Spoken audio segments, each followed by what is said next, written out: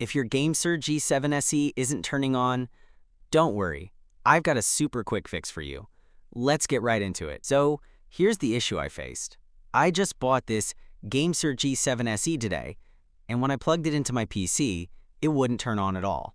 No lights, nothing. It looked completely dead, but the real problem was super simple. The cable just wasn't fitting properly into the controller. You need to make sure you firmly push the cable into the port at the top of the controller, like this. Once you do that, just press the Xbox button right here. You'll see the white light turn on. That means it's working. Now the PC detects the controller automatically.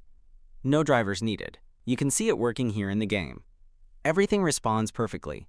So that's it. If your GameSir G7 SE isn't turning on, just double check that the cable is pushed in all the way.